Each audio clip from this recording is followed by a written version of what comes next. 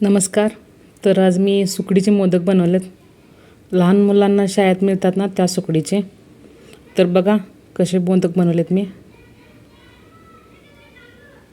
हे बघा साच्यात केलेले मोदक आहेत. याच्यापासून लाडू पण बनवले तर चालतात. इथं साखर घेणार आहे मी. साखर आणि वेलदोडे घ्यायचं. ते पण सुकडी गोड असते त्याच्यामुळे जास्त साखर नाही वापरायची, थोडीच वापरायची. इथं मी 1 ग्लास सुकडी घेतल्या. आता हे तुपात भाजून घ्यायचं. आपण बेसनचं लाडू जसं करतो का नाही त्या पद्धतीनंच करायचं, वेगळं असं काहीच नाही याला. हे तूप घातले मी. आता याच्यामध्ये बेसन घालून भाजून घेणार आहे.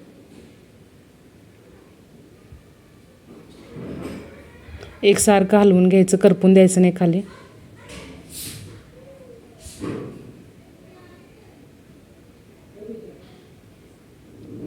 चिता आपलं सुकडी भाजल्या, खमंग असा वास पण आला याचा.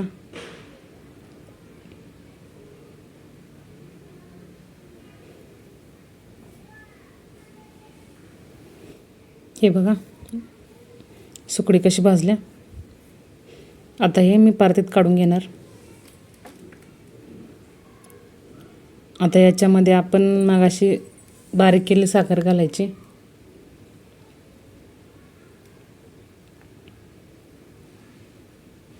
आता हे सगळं एकत्र करून घ्यायचं.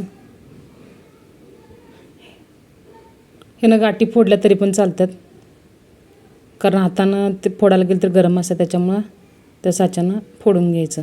आता याच्यामध्ये आणि नंतर थोडं तूप घालायचं. जास्त तूप नाही घालायचं, प्रमाणातच घालायचं. आता हे सगळं एकत्र करून घेऊया.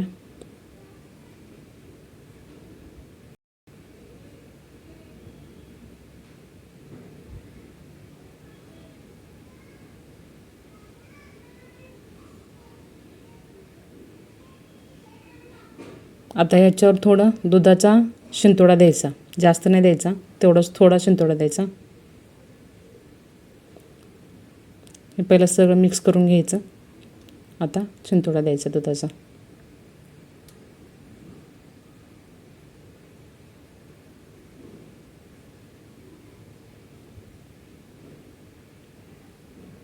ते आता आपल्याला मोदकासाठी तयार होते पीठ.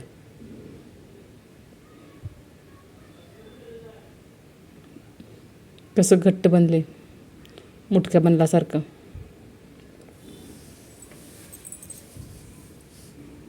झाले याला. आता आपण साच्यात भरूया. साच्यात एकसारखं दाबून भरायचं, नाहीतर मग पोकळ होतं आतनं.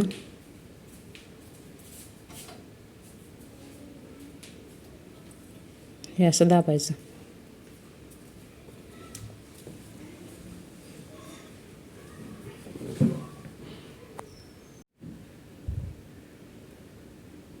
इथं झालं आहे, आपला मोदक तयार आहे. बघा अजिबात कुठेही फुटलेलं नाही, काय नाही, परफेक्ट मोदक आहे. आता इथं मी लाडू पण केलं त्याचं.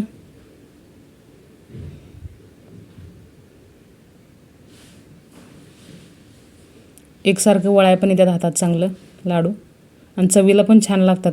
सुकडी असं खायला गेलं की त्याचा भपका येतो तोंडात, एकदम हे होते.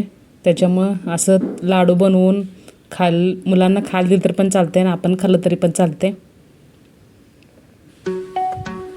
बघा मोदक पण कसे दिसतात.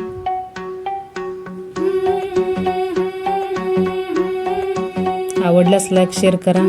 इथं आता आपण गणपती बाप्पांना नैवेद्य दाखवूया.